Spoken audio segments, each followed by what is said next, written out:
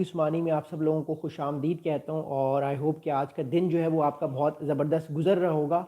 आज की जो वीडियो है उसमें हम लोग जो है वो बात करने की कोशिश करेंगे more importantly recently American president Donald Trump ने एक बहुत इम्पॉर्टेंट ऐलान किया है जिसके मुताबिक आने वाले एक साल में अमेरिका का जो मिलिट्री बजट है वो 950 बिलियन डॉलर से बढ़ के 1.5 ट्रिलियन डॉलर तक चला जाएगा, यानी 1.5 ट्रिलियन डॉलर तक अमेरिका का बजट अगले 2 साल में चला जाएगा।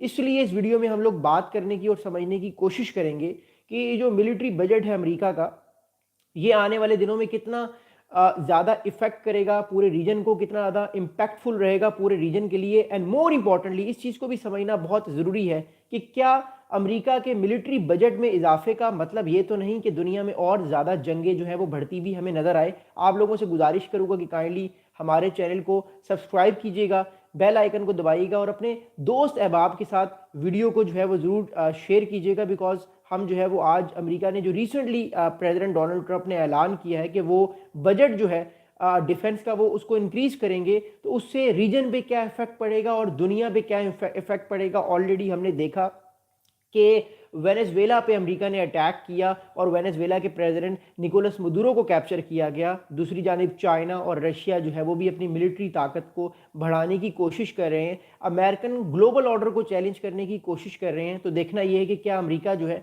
वो इसका जवाब ताकत से देगा। अभी तक तो ऐसा ही लगता है कि अमेरिका सारे मामलात का जवाब जो है वो ताकत से देगा और भरपूर स्ट्राइक करने की कोशिश करेगा अपने एडवर्सरीज के ऊपर, जबकि जो अमेरिका के एडवर्सरीज हैं वो भी पूरी कोशिश कर रहे हैं कि वो भी अमेरिका से अपना बदला लेने की कोशिश करें या अमेरिकन ग्लोबल ऑर्डर को चैलेंज करने की कोशिश करें। तो हम इन सारे मामलात को इस वीडियो में देखने की कोशिश करेंगे। तो हमारे पास मोर इंटरेस्टिंगली जो रिपोर्ट्स आ रही हैं उन रिपोर्ट्स के मुताबिक डोनाल्ड ट्रंप जो अमेरिका के प्रेसिडेंट हैं उन्होंने वेनेसडे को जो ऐलान किया कि 1.5 ट्रिलियन डॉलर का बजट होगा अमेरिका का 2027 का।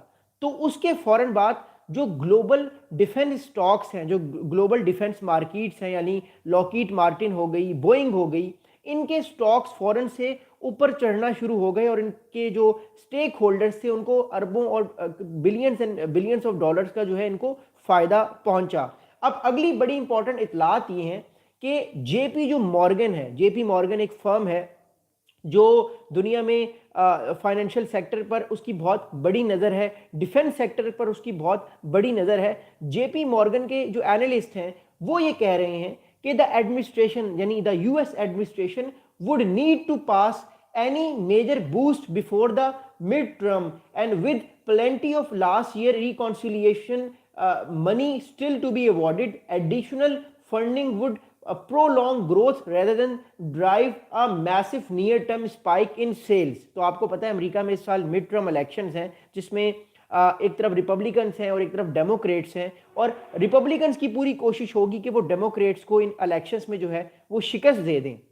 इंपॉर्टेंट बात इन सारे मामलात को समझना और इन सारे मामलात को जानना बड़ा ज़रूरी है कि अगर रिपब्लिकन्स सेनेट का इलेक्शंस हार गए तो फिर आने वाले टाइम पे जो बिल है उस बिल को डेमोक्रेट जो है वो इजीली पास नहीं होने देंगे या अपनी मर्जी के बिल्स जो है वो तो पास करवाएंगे। बट जो डोनाल्ड ट्रंप साहब बिल पास करवाना चाहते हैं डिफेंस को लेके, किसी कंट्री पे अटैक करने को लेके, वहां पे वो जो है वो आ सकते हैं उन सारे बिल्स के दरमियान। And more importantly it's also very important to understand कि आने वाले दिनों में जो कांग्रेस है यूएस की या जो यूएस का सेनेट है उसके इलेक्शंस डोनाल्ड ट्रंप साहब बड़े गौर से देख रहे हैं। रिसेंटली डोनाल्ड ट्रंप साहब ने ये ऐलान भी किया कि रिपब्लिकन्स को सेनेट के या जो मिड टर्म इलेक्शंस हैं वो जीतने पड़ेंगे, क्योंकि अगर रिपब्लिकन्स वो इलेक्शंस ना जीते तो डेमोक्रेट्स उनको इम्पीच कर देंगे। जो कबल इस वक्त है कहना कि क्या ट्रंप साहब को कोई इम्पीच कर सकता है, मुझे नहीं लगता। बट डोनाल्ड ट्रंप साहब ये कोशिश कर रहे हैं कि मिड टर्म के इलेक्शंस जो हैं वो रिपब्लिकन पार्टी जल्द से जल्द जीते और मिड टर्म के इलेक्शन जो हैं वो डेमोक्रेट्स ना जीते, क्योंकि अगले 2 साल जो हैं वो क्रिटिकली बड़े इंपॉर्टेंट है। 2026 से लेकर जो 2028 की जो टाइम पीरियड है, इन 2 साल के दरमियान डोनाल्ड ट्रंप साहब की पूरी कोशिश है कि वो सारे प्रॉमिसेस पूरे करें अपनी मेगा मूवमेंट से, जिस प्रॉमिस को लेकर जो है वो आए थे। क्योंकि मैं आपके साथ ये बात शेयर कर चुका हूं पिछले कई महीनों में कि डोनाल्ड ट्रंप साहब की जो अपनी फैमिली है, डोनाल्ड ट्रंप जूनियर उनके बेटे, या इवांका ट्रंप जो उनकी बेटी हैं, या इवन जेरेड कुशनर जो डोनाल्ड ट्रंप के दामाद हैं, वो भी पॉलिटिक्स में बहुत ज़्यादा इन्वॉल्वमेंट की हामी है, और हो सकता है आने वाले कुछ सालों में हमें ये भी डोनाल्ड ट्रंप साहब की लेगेसी को आगे लेकर जाएं और अमेरिका के प्रेसिडेंशियल इलेक्शंस जीतें, तो या लड़ने की कोशिश करें। तो that's why I am saying कि डोनाल्ड ट्रंप साहब उनके लिए भी एक रास्ता खोलने की कोशिश कर रहे हैं, ताकि अगले 2 सालों में 2026 से 2028 के दरमियान जो एक विंडो है, इस विंडो में वो रिपब्लिकन्स को मिड टर्म इलेक्शंस भी जितवाएं और हर वो चीज करने की कोशिश करें ग्लोबल पॉलिटिक्स में और लोकल पॉलिटिक्स में, ताकि उनकी लेगेसी जो है वो कंटिन्यू रहे। So is going to be very very interesting in the upcoming days. और जेपी मॉर्गन जो है वो इस टाइम एक बात जो है वो बार बार कह रही है, क्योंकि जेपी मॉर्गन जो है वो एक मोर इंपॉर्टेंट एक फर्म है, और जो फर्म है ये फर्म जो है ये जितने भी फाइनेंशियल सेक्टर होते हैं, फाइनेंशियल स्टॉक्स होते हैं बड़ी बड़ी कंपनीज के, उसको ये मैनेज भी करते हैं, देखते भी हैं, फ्यूचर प्रोजेक्शन भी करते हैं। जिस तरह गोल्डमैन सैक्स है उस तरह जेपी मॉर्गन भी है। तो इसके जो मुबसरीन है या जो एनालिस्ट हैं वो ये कह रहे हैं कि ये बजट पास कराना बड़ा ज़रूरी है 2027 का, क्योंकि 2026 के जो मिड टर्म इलेक्शंस हैं इससे पहले पहले डोनाल्ड ट्रंप साहब की कोशिश है कि जो 2027 का मिलिट्री बजट है जो 1.5 ट्रिलियन का है वो पास करवा लिया जाए। हो सकता है कि डोनाल्ड ट्रंप साहब जो है वो मिड टर्म का इलेक्शंस हार जाएं जो सेनेट का है। लेकिन मैं आपको एक बड़ी इंटरेस्टिंग बात बताना चाहता हूं, इवन अगर डेमोक्रेट्स भी जो है वो इलेक्शंस मिड टर्म का जीतते हैं और उनके पास 1.5 ट्रिलियन डॉलर का जो है वो बजट की एक मोर इंपॉर्टेंटली जो है वो एक टास्क आती है, तो डेमोक्रेट्स भी जो है वो उस बजट को कबूल कर लेंगे, एक्सेप्ट कर लेंगे। उसकी बड़ी वजह क्या है?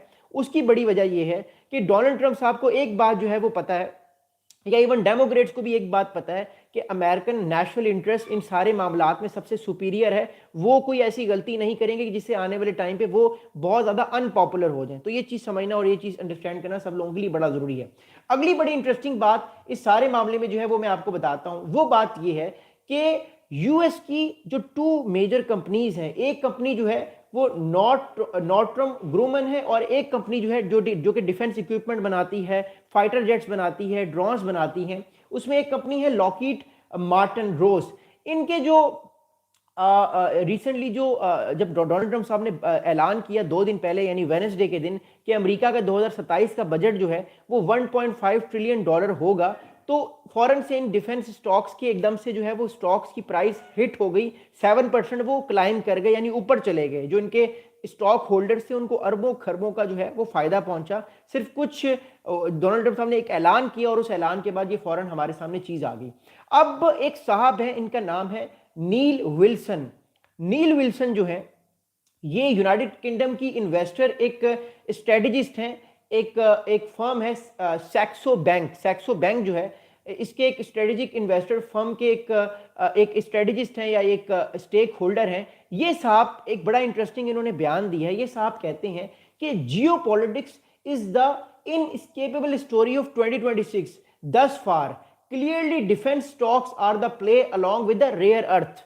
अब इस चीज को जरा समझना बहुत जरूरी है, अंडरस्टैंड करना बड़ा जरूरी है अगर हम इकोनॉमी को, स्टॉक्स को, ग्लोबल स्टॉक्स को और जियो पॉलिटिक्स को देखते हैं। देखिए जितने भी बड़े बड़े बिलियनियर्स होते हैं, ट्रिलियनियर्स होते हैं, ये सिर्फ ग्लोबल प्रोडक्ट्स के अंदर अपने स्टॉक्स नहीं खरीदते, या टेस्ला के स्टॉक्स नहीं खरीदते, या फेसबुक मेटा के स्टॉक्स नहीं खरीदते। ऑब्वियसली इन प्रोडक्ट्स के तो ये सारे बिलियनियर्स या ट्रिलियनियर्स स्टॉक्स खरीदते हैं। साथ में ये डिफेंस इंडस्ट्रियल कॉम्प्लेक्स पर भी फोकस करते हैं, क्योंकि जो जो जंगें होती हैं ऑब्वियसली जब जहां पे जंग ज्यादा होगी इसका मतलब है वहां पे असला भी ज्यादा जाएगा, और जो वेपन्स हैं वो बनाने की कंपनीज से राब्ता किया जाएगा। ऑब्वियसली उन कंपनीज के जो है वो स्टेक्स, उनके जो प्रॉफिट्स हैं वो स्काई रॉकेट हो जाएंगे। So what I am saying is that कि जितने भी ये बिलियनियर्स होते हैं, ट्रिलियनियर्स होते हैं, ये कोशिश करते हैं कि ये ज्यादा से ज्यादा डिफेंस स्टॉक्स पर भी जो है वो पैसे लगाएं, ताकि आने वाले टाइम पे जियो पॉलिटिकल सिचुएशन जब भी क्रम्बल हो इनके स्टॉक्स तो ऊपर जाएंगे, असले की कीमत तो ऊपर जाएगी। अब F-35 फाइटर जेट अमेरिका का जो है वो हर साल महंगा ही होगा, सस्ता तो नहीं होगा। तो इनडायरेक्टली जो है वो ये जो बिलियनियर्स हैं ये और ज्यादा रिच हो जाते हैं। इनकी डिफरेंट बड़ी बड़ी जो है वो डिफेंस इंडस्ट्रीज में इनके स्टेक्स होते हैं और उनको बहुत ज्यादा बेनिफिट हासिल होता है। अब मैं आपको थोड़ा सा जो है वो एक बड़ा इंटरेस्टिंग फैक्टर बताना चाहता हूं।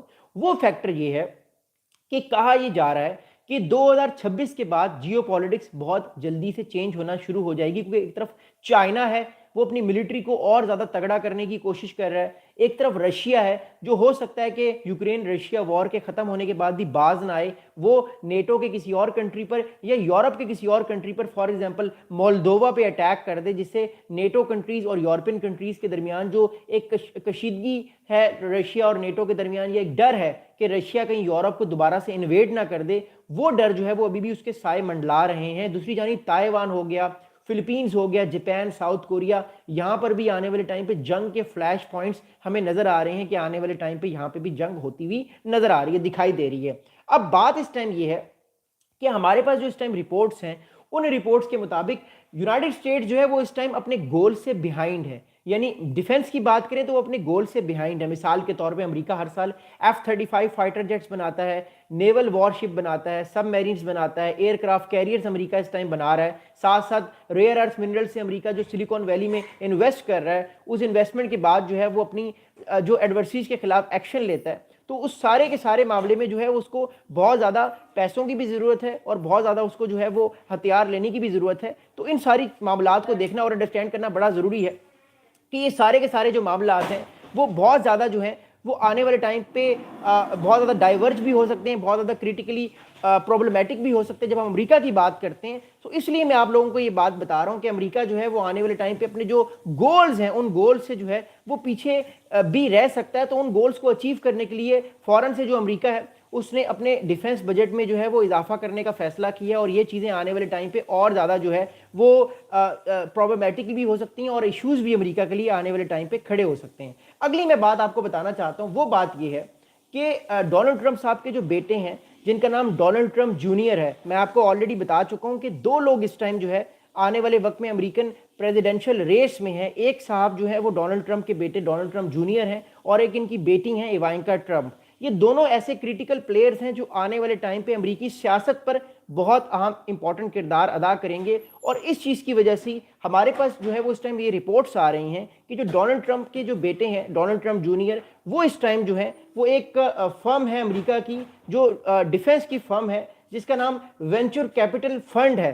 कैपिटल फर्म 1989 कैपिटल है। इसमें इनके बहुत सारे स्टॉक्स हैं। इस फर्म के अंदर जो है वो इस फर्म के अंदर बहुत सारे जो है वो स्टेक्स हैं। ये स्टेक्स जो हैं ये स्टेक्स इनके लिए इसलिए इंपॉर्टेंट है क्योंकि इस डिफेंस फर्म के अंदर बिलियंस एंड ट्रिलियंस ऑफ जो है वो डॉलर्स हैं और इससे जो डिफेंस इक्विपमेंट जो आने वाले टाइम पे बनेगा वो इस फर्म के लिए बड़ा जरूरी है। That's why I am saying कि अमेरिकन प्रेसिडेंट डोनाल्ड ट्रंप की जो फैमिली है वो भी डिफेंस इंफ्रास्ट्रक्चर में बहुत ज़्यादा जो है वो इन्वॉल्व है और आने वाले टाइम पे बेनिफिट हो सकता है डोनाल्ड ट्रंप की फैमिली का डिफेंस को लेके। इसलिए डिफेंस के स्टॉक्स के बढ़ना ट्रंप की फैमिली के लिए भी बड़ा ज़रूरी है। ये इससे और ज़्यादा जो है वो डोनाल्ड ट्रंप अमीर हो जाएंगे। ऑब्वियसली ट्रंप साहब खुद तो बिजनेस नहीं कर सकते क्योंकि वो प्रेसिडेंट है अमेरिका के, उनकी फैमिली तो बिजनेस कर सकती है। इसलिए उनकी फैमिली की भी बहुत सारी डिफेंस फर्म्स के अंदर जो है वो स्टॉक्स हैं, शेयर्स हैं। आने वाले टाइम पे इनको इसका बहुत सारा बेनिफिट होगा। अगली मैं आपको बड़ी इंटरेस्टिंग जो है वो बात बताना चाहता हूँ। वो बात यह है कि एक साहब है, इनका नाम है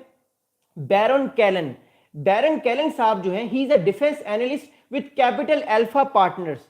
बैरन कैलन जो है वो डिफेंस एनालिस्ट हैं कैपिटल अल्फा पार्टनर्स जो एक डिफेंस फर्म है। इन्होंने रिसेंटली एक बड़ा इंपॉर्टेंट जो है वो एक बयान भी दिया है और एक अपनी बड़ी इंपॉर्टेंट और बड़ी इंटरेस्टिंग जो है वो इन्होंने अपनी एक आप कह सकते हैं एनालिसिस दिया है या अपनी आने वाले टाइम पे क्या हो सकता है दुनिया में उस हवाले से कुछ प्रिडिक्शंस भी दी हैं।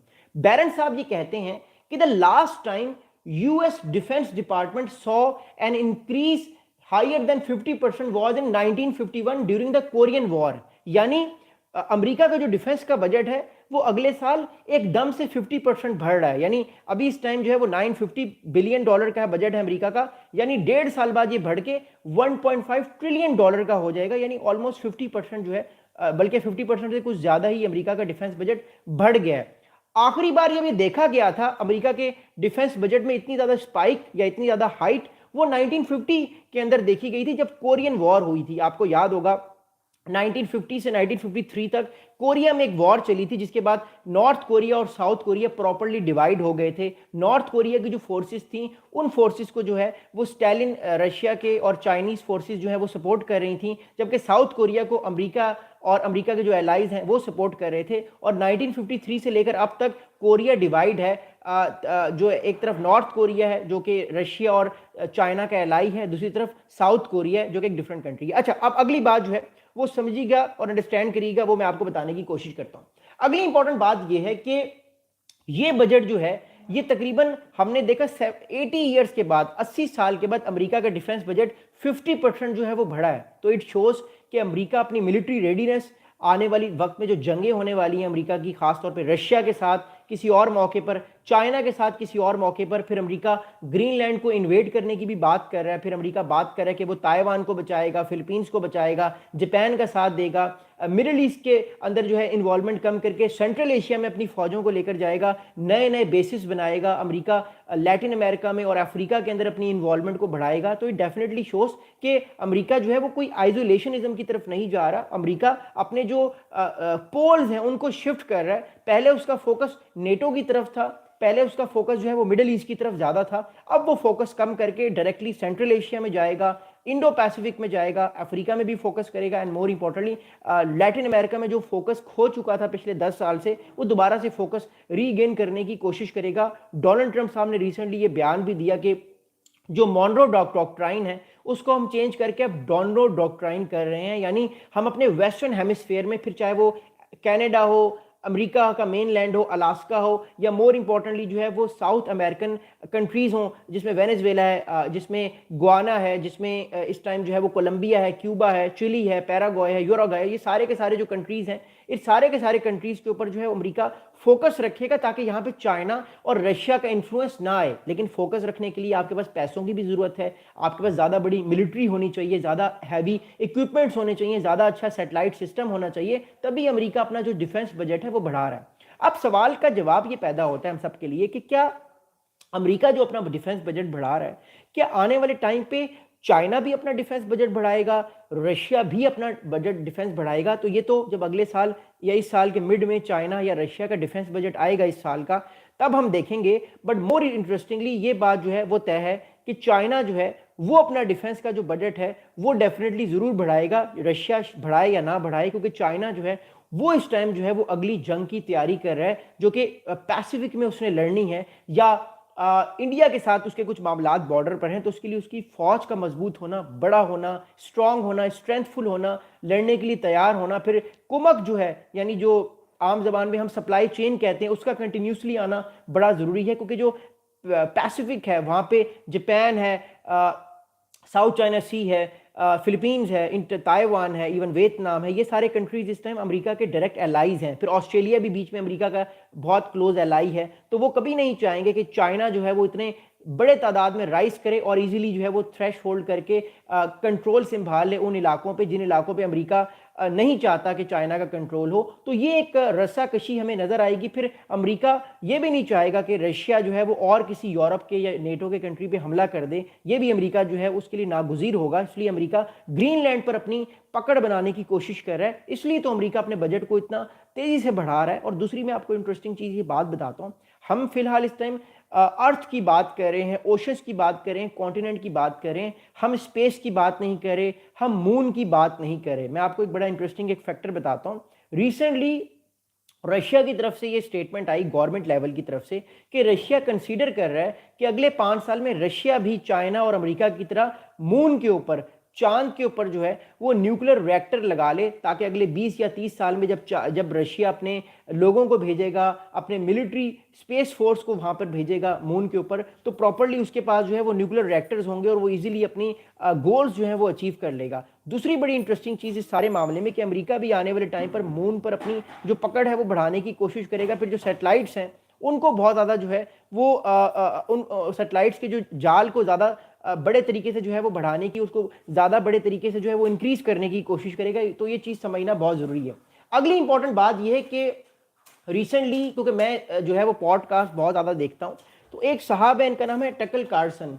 टकर कार्सन जो है वो यूएस के जर्नलिस्ट भी हैं, अमेरिका के बहुत बड़े जियोपॉलिटिकल एनालिस्ट भी हैं और मैगा मूवमेंट के बहुत बड़े सपोर्टर थे। जब डोनाल्ड ट्रंप साहब 2024 से पहले इलेक्शन उन्होंने नहीं लड़ा था और वो लड़ने वाले थे, तो उस दौरान जो है वो मैगा मूवमेंट को बहुत ज़्यादा सपोर्ट कर रहे थे। तो इस टाइम जो हमारे पास टकर कार्सन साहब जो है वो रिसेंटली उन्होंने पॉडकास्ट में अपनी एक शो भी चलाते हैं, द कार्सन शो, उस पर उन्होंने जो है वो एक इंटरव्यू दिया और उस इंटरव्यू के दौरान वो ये कहते हैं कि उनके मुताबिक जो है the latest show that the budget is not a that the increasing budget of United States is not a peacekeeping budget but a big war budget। तो अमेरिका के जितने भी एनालिस्ट हैं वो इस टाइम ये कह रहे हैं कि ये जो डिफेंस बजट जो है ये जो बढ़ाया जा रहा है, ये डिफेंस बजट जो है ये बेसिकली एक नई तरह की वॉर लड़ने की अमेरिका कोशिश कर रहा है, एक नई तरह की वॉर होने वाली है रीजन में या दुनिया में, इसलिए अमेरिका अपने डिफेंस बजट को इंक्रीज करके अपनी मिलिट्री को और ज़्यादा स्ट्रॉन्ग कर रहा है। तो ये मैसेज है अमेरिका की तरफ से, अमेरिका एक मैसेज दे रहा है। अगला बड़ा इंटरेस्टिंग फैक्टर समझना बड़ा ज़रूरी है, वो ये है कि it is fair to expect, ये टकल कार्सन कहते हैं कि it is fair to expect and all the science suggest that we are going to have a big war सून।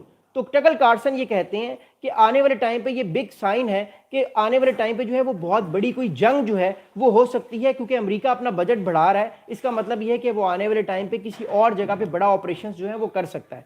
तीसरा कमेंट जो है वो टकल कार्सन ने किया वो मैं आपको बताता हूँ। तीसरा बड़ा इंपॉर्टेंट कमेंट उन्होंने ये किया कि I hope it doesn't happen but obviously we are moving in that direction towards a world war.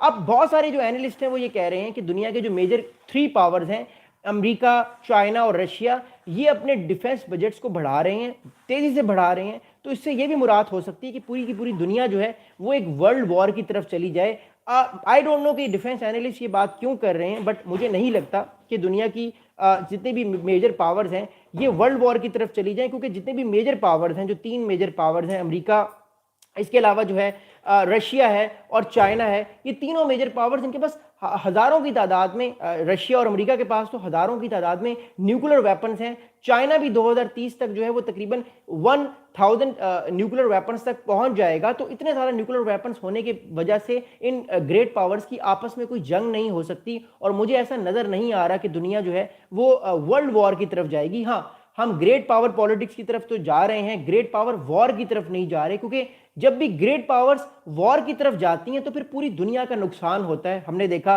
World war 1 1914 से 1918 तक, सेकेंड वर्ल्ड वॉर 1939 अगस्त से लेकर 1945 तक जो हमने देखी 6 साल की जंग हुई, तो उससे दुनिया का ग्लोबल ऑर्डर ही बदल गया। तो दुनिया कोई वर्ल्ड वॉर की तरफ नहीं जा रही, इसमें कोई शक नहीं है, लेकिन दुनिया ग्रेट पावर पॉलिटिक्स की तरफ बड़ी तेजी से जा रही है। जितनी भी मेजर पावर्स हैं वो छोटी छोटी पावर्स को सपोर्ट करेंगी, और बड़ी पावर के जो बड़ी पावर्स डिफरेंट ऑपोजिट जो छोटी पावर्स को सपोर्ट करेंगी, उनकी आपस में लड़ाई होगी, जिससे बड़ी पावर जो है वो सिक्योर करेंगी अपनी सिक्योरिटी को। और इसी तरह ही आने वाले टाइम पे हमें बड़ी पावर्स की जंग नजर आएगी। अमेरिका डायरेक्टली कभी रशिया पर या रशिया कभी अमेरिका पर डायरेक्ट अटैक करने की कोशिश नहीं करेगा। And same goes to China. Tension जो अभी हमें इस टाइम नजर आ रही है चाइना की, वो या तो सेंट्रल एशिया में आपको बढ़ती हुई नजर आएंगी, बिकॉज अमेरिका अपनी इन्वॉल्वमेंट सेंट्रल एशिया में भी कर रहा है, या आपको पैसिफिक के ऊपर ये सारा मामला नजर आएगा, बिकॉज पैसिफिक में जो है वो इस टाइम चाइना के इंटरेस्ट हैं। इस टाइम जो है वो स्टेट ऑफ मलाका चाइना के लिए बड़ी ज़रूरी है, साउथ चाइना सी बड़ा ज़रूरी है चाइना के लिए, इसके अलावा ईस्ट चाइना सी बड़ा ज़रूरी है, ताकि पैसिफिक एक दफ़ा खुल जाए और चाइना अपनी जो नेवल शिप्स हैं या नेवल एसेट्स हैं उनको आगे मूव करे। अमेरिका ये होने नहीं देगा, इसलिए अमेरिका एक तो अपना डिफेंस बजट भी बढ़ा रहा है, दूसरा चाइना और रशिया पर कड़ी नज़र रखे हुए अमेरिका, प्लस अमेरिका अपने रीजन में भी अब ज़्यादा से ज़्यादा फौजी इन्वॉल्वमेंट करेगा। ये आपने वेनेजुएला को देखा, ये सिर्फ एक ट्रेलर था, और भी बहुत सारे कंट्रीज हैं जिसमें कोलंबिया है, क्यूबा है, ब्राज़ील है, जिनको अमेरिका डिक्टेट कराने की कोशिश कर रहा है कि आपने रीजन में मेरा ऑर्डर मानना है, किसी और का ऑर्डर नहीं मानना। अगर आप मानेंगे तो मैं आपका वही हाल करूंगा जो मैंने निकोलस मदुरो का हाल किया है 2-3 जनवरी की रात को। अगली बड़ी इंटरेस्टिंग चीज़ मैं आपको बताना चाहता हूँ, वो बात यह है कि पिछले महीने जो है वो अमेरिकन प्रेसिडेंट डोनाल्ड ट्रंप ने जो है वो 9.1 बिलियन डॉलर का जो है वो बिल अप्रूव करने के लिए भेजा सेनेट में, जिसको सेनेट ने अप्रूव किया, ट्रंप साहब ने भी फौरन से उस पर साइन कर दिए। तो ये वाला जो अगले साल का बजट होगा 2027 का, वो बजट तो इस बजट से 50% ज़्यादा है, यानी 1.5 ट्रिलियन डॉलर का यूएस का बजट है। इसका मतलब अमेरिका आने वाले टाइम पे डिफेंस सेक्टर पर फोकस करने वाला है, वॉर गेम्स ज़्यादा करवाएगा, यानी सिनेरियोज बिल्डिंग करवाएगा मामलात की, और नए बेसिस जो है वो अमेरिका आपको लैटिन अमेरिका या साउथ अमेरिका में दिखता हुआ या बनाता हुआ नजर आएगा। अब मैं आपको एक थोड़ा सा जो है वो एक 2025 का एक मैं आपको नंबर बता दूं। जो 2025 का बजट था अमेरिका का, वो बजट भी तकरीबन 900 बिलियन डॉलर ही था, ऊपर नीचे हो सकता है, but it was almost 900 billion dollar. पिछले साल का 2025 का मैं आपको डिफेंस बजट बता रहा हूं। अच्छा, 2025 का डिफेंस बजट था अमेरिका का, उसमें अमेरिकन जो गवर्नमेंट है उसने एलोकेट किए थे $25 billion golden dome missile defence system बनाने के लिए। आपको अगर नहीं पता कि golden dome missile defence system क्या है, तो आप मेरे यूट्यूब चैनल पे जाएं, अली उस्मानी लिखें और आगे लिखें गोल्डन डोम मिसाइल सिस्टम, मैंने उस पर प्रॉपर्ली एक्सप्लेन किया है। बट मैं आपको थोड़ा सा बता देता हूँ कि गोल्डन डोम मिसाइल सिस्टम क्या है। तो अमेरिका, साउथ अमेरिका, अमेरिका जो नॉर्थ अमेरिका के जितना भी इलाका है, जिसमें अलास्का है, मेन एंड अमेरिका है और कनाडा है, इस सारे इलाके को प्रोटेक्ट करने के लिए कुछ शील्ड्स बनाएगा, डिफेंस सिस्टम्स लगाएगा, अगले 5 सालों में स्पेस में अपने कुछ एसेट्स लगाएगा, ताकि अगर रशिया या चाइना अमेरिका के ऊपर मिसाइल दागते हैं तो इससे पहले कि वो अमेरिका की एयर स्पेस में मिसाइल आए, वो खिला के अंदर ही, वो स्पेस के अंदर ही वो मिसाइल जो है वो तबाह हो जाए और अमेरिका अपने डिफेंस को बेहतर करेगा। तो इसलिए अमेरिका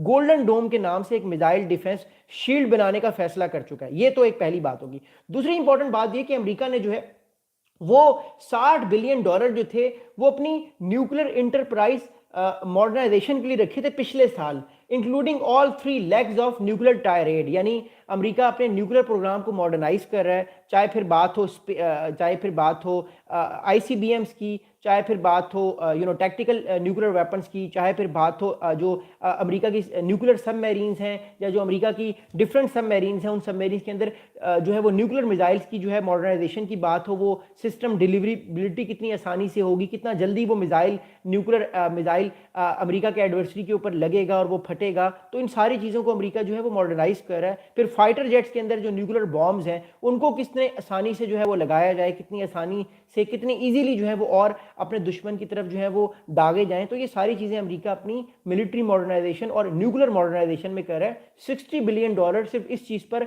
अमेरिका ने पिछले साल जो है वो हज़फ किए थे, या पैसे जो थे अमेरिका ने इन्वेस्ट किए थे, $60 बिलियन। अगला इंपॉर्टेंट अमेरिका का प्रोग्राम है $3.1 बिलियन का F-15 EX eagle 2 fighter jet production. अब F-15 fighter jet America produce भी कर रहा है, कुछ सऊदी अरेबिया को भी अमेरिका ने दिए हुए हैं, कुछ जो है वो अपने नेटो एलाइज को दिए हुए हैं। तो अमेरिका अपने F-15 प्रोग्राम पे भी काम कर रहा है। इसके अलावा अमेरिका जो है वो मोर इंटरेस्टिंगली $15.1 बिलियन अमेरिका ने पिछले साल साइबर सिक्योरिटी और साइबर वॉरफेयर पर नसफ किए हैं। यानी साइबर वॉरफेयर पर अमेरिका ने जो है वो एलोकेट किए थे पिछले साल, और इस साल भी साइबर वॉरफेयर पर अमेरिका जो है, क्योंकि अमेरिका में साइबर अटैक्स होते हैं, फिर अमेरिका ने साइबर अटैक्स का रिप्लाई भी उसी फॉर्म पे करना होता है। सो इसलिए इतनी बड़ी अमाउंट जो है वो अमेरिका के मेजर जो है वो एस्पेक्ट्स पर हमें दिखती हुई नजर आ रही है। अगली बड़ी इंटरेस्टिंग चीज समझना बहुत जरूरी है। वो इंटरेस्टिंग चीज ये है कि मैं आपको थोड़ा सा एक चीज बताना चाहता हूं। इस टाइम दुनिया के जो टॉप 10 कंट्रीज हैं जिनका डिफेंस बजट जो है वो तकरीबन $50 बिलियन से ज्यादा है हर कंट्री का ऑन एवरेज। तो मैं आपको टॉप 10 कंट्रीज के नाम बताता हूं कि वो कौन से टॉप 10 कंट्रीज हैं जो इस टाइम डिफेंस बजट की एक रेस में आते हैं। पहले नंबर पे है अमेरिका, जिसका इस साल का डिफेंस बजट जो है 2026 का $950 बिलियन होगा। नंबर 1 पे अमेरिका है। सेकंड पे है चाइना, जिसका $314 बिलियन है 2026 का। इसके बाद रशिया आता है, इसका $150 बिलियन है। फिर इसके बाद जो है वो इंडिया आता है जिसका $86 बिलियन है। फिर सऊदी अरेबिया आता है जिसका तकरीबन 82 बिलियन डॉलर है। फिर जर्मनी आता है, फिर इस तरह यूक्रेन आता है, फ्रांस आता है, और फिर आखिर में जापान आता है। तो ये कंट्रीज जो है इस टाइम, इन कंट्रीज का जो है वो डिफेंस बजट जो है वो टॉप 10 टीयर के कंट्रीज में आता है, जिसकी बाद ये कंट्रीज दुनिया के जो टॉप डिफेंस इक्विपमेंट है उसको और ज़्यादा अपना बेहतर करने की भरपूर कोशिश करते हैं। अगली मैं आपको बात बताना, तो अब मैं आप लोगों को कुछ क्वेश्चंस हैं हमारे दिमागों में, फिर मैं आपके कुछ कमेंट्स भी लूँगा।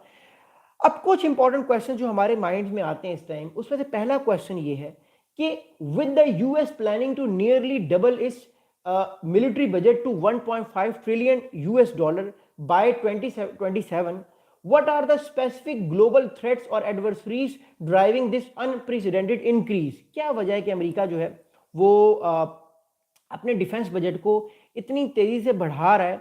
क्या अमेरिका को अपने एडवर्सरी से थ्रेट है, या अमेरिका को कोई और अमेरिका इश्यूज फेस कर रहा है जिसकी वजह से अमेरिका ने अपने बजट को इतनी तेजी से बढ़ाने का फैसला किया है? मैं पर्सनली समझता हूं कि अमेरिका जो है, अमेरिकन पर्सपेक्टिव के मुताबिक रशिया एक ताकतवर मुल्क है, अमेरिका के ग्लोबल ऑर्डर को चैलेंज कर रहा है। चाइना जो है वो अमेरिकी ग्लोबल ऑर्डर को चैलेंज कर रहा है। तो इससे पहले कि वो अमेरिकी ग्लोबल ऑर्डर को उसके रीजन में चैलेंज करें, खासतौर पे साउथ अमेरिका या नॉर्थ अमेरिका में, अमेरिका अपने आप को इतना मिलिटरीली मजबूत कर ले, अपने इर्द गिर्द इतनी बड़ी बड़ी शील्ड्स बना ले, चाहे फिर वो ग्रीनलैंड को ऑक्यूपाई करना हो या फिर इसके अलावा जो है वो अपनी मिलिट्री को और ज़्यादा मजबूत करना हो चाइना और रशिया के बॉर्डर्स के पास, वो करेगा ताकि चाइना और रशिया अमरीकी इंटरेस्ट, अमरीकी मफादात के खिलाफ ना जा सकें। ये अमरीका की इस टाइम जो है पॉलिसी है। इसमें अमरीका स्पेस में अपनी ताकत को बढ़ाएगा, क्वांटम कंप्यूटिंग के लेवल पर अपनी पावर को इंक्रीज करेगा, आर्टिफिशियल इंटेलिजेंस जो कि अब बहुत तेजी से बढ़ रही है, वेपन्स में आ रही है, इसमें मॉडर्नाइजेशन करेगा। और एक चीज़ हमेशा याद रखिएगा, अमेरिका अपना जो स्पेस प्रोग्राम है, खासतौर पे अमेरिका का जो प्रोग्राम इस टाइम मून पे है, चांद पे जाने का है, उस स्पेस प्रोग्राम को और ज़्यादा तगड़ा और ज़्यादा मजबूत करेगा ताकि चाइना के साथ आने वाले टाइम पे जो कंपटीशन उसका स्पेस में है, मून पे है, मून के नॉर्थ और साउथ पोल पे है, वहाँ पे वो इजीली उसके खिलाफ जो है वो लड़ाई जारी कर सके और अपनी डोमिनेंस जो है स्पेस में वो कायम रखे। सेकेंड इंपॉर्टेंट क्वेश्चन हमारे सामने ये आता है कि does the US military buildup risk escalation tensions with major powers like China and Russia, potentially increasing the likelihood of regional or even global conflicts। तो अमेरिका जितने ज़्यादा अपनी मॉडर्नाइजेशन कर रहा है, नए नए मिसाइल्स टेस्ट कर रहा है, ड्रोन्स बना रहा है, अपनी पावर को इंक्रीज करने की भरपूर कोशिश कर रहा है मिलिटरीली, तो क्या ये रिस्क है आर्म्स रेस की तरफ? क्या चाइना भी ऐसा ही करेगा? क्या रशिया भी ऐसा ही करेगा? बिल्कुल ऐसा ही करेगा। रशिया, आप देखिए आज भी रशिया ने जो है वो अपने नए बैलिस्टिक मिसाइल्स जो है वो बनाए थे, ओरिशनिक, वो रशिया ने इजीली जो है वो यूक्रेन की सरजमीन पर दागे हैं, यूक्रेन का नुकसान हुआ है, फिर कतर की जो एम्बेसी कीव में है उसको नुकसान पहुंचा है। तो ये सारी चीज़ें इस चीज़ का पेश खेमा है कि चाइना और रशिया जो है वो भी अपने डिफेंस मॉडर्नाइजेशन की तरफ जा रहे हैं, अपनी मिलिट्री को और ज़्यादा मजबूत कर रहे हैं, अपने डिफेंस सिस्टम्स को, ऑफेंसिव सिस्टम्स को, वेपन्स को और ज़्यादा एंटिसिपेट करवा रहे हैं, और ज़्यादा उनकी चेकिंग करवा रहे हैं, नए नए डिफेंस सिस्टम्स लेकर आ रहे हैं ताकि वो अपनी डोमिनेंस को जो है वो जाहिर कर सकें। हम ऑलरेडी एक आर्म्स रेस में हैं, ये कोई नई बात नहीं है। हम पिछले तकरीबन 10 साल हो गए तो देखें 2015 से, जब से अमेरिका चाइना के अगेंस्ट जो है वो ट्रेड वॉर के तौर पे आया है, चाइना को कंटेन करने की बात कर रहा है, तो चाइना और अमेरिका तो ऑलरेडी वो एक तरह से हमें अंदाजा हो गया कि वो एक तरह से आर्म्स रेस में है। अब अमेरिका आर्म्स रेस में ज़्यादा आगे इसलिए क्योंकि अमेरिका बड़ी मईशत है, पावरफुल मुल्क है। ऑलरेडी चाइना जिस कंट्री के जिस मुल्क की ग्लोबल ऑर्डर के अंदर जो है वो पला बड़ा और ताकतवर हुआ, वो अमेरिकन ग्लोबल ऑर्डर था। तो ऑब्वियसली अमेरिका एक बहुत ताकतवर मुल्क है, लेकिन ऑब्वियसली चाइना जो है वो भी अब कोशिश कर रहा है कि वो भी पंच का जवाब जो है वो पंच से देने की कोशिश करे। फिर रशिया जो है वो भी इस टाइम जो है वो नेटो के मुकाबले में जो है वो अपनी ताकत को बढ़ाने की कोशिश कर रहा है। तो ये सारी चीज़ें जो है ये हमें इस टाइम नज़र आ रही हैं। अगला बड़ा इंटरेस्टिंग फैक्टर, अगला बड़ा इंटरेस्टिंग सवाल हम सबके सामने है, वो ये है कि how might this surge in US defense spending influence the military spending behavior of other top nations, especially China and Russia? Could it trigger a new arms race? तो ये वो उसी प्रीवियस सवाल का जवाब है, क्या चाइना और रशिया भी अपने डिफेंस बजट को बढ़ाएंगे? रशिया का कहना मुश्किल है, लेकिन चाइना जो है वो डेफिनेटली अपने डिफेंस बजट को बड़ी तेज़ी से, बड़े ज़ोर से बढ़ाने की कोशिश करेगा, क्योंकि चाइना जो है वो अमेरिका के मुकाबले में एक नई ताकत जो है वो बढ़ता हुआ हमें दिखाई दे रहा है। रशिया जो है वो एक रीजनल पावर है, नो डाउट एक ग्रेट पावर है, बट अमेरिका के मुकाबले में रशिया भी उतना ताकतवर नहीं है कि वो अमेरिकी ग्लोबल ऑर्डर को चैलेंज करने की सकत रख सके। हाँ, चाइना जो है वो कोशिश कर रहा है कि अमेरिकी ग्लोबल ऑर्डर को वो चैलेंज कर सके। बट एनीवेज, आप लोगों के कुछ कमेंट्स हैं, मैं आपके कुछ कमेंट्स लूँगा थोड़ी देर, आपके सवाल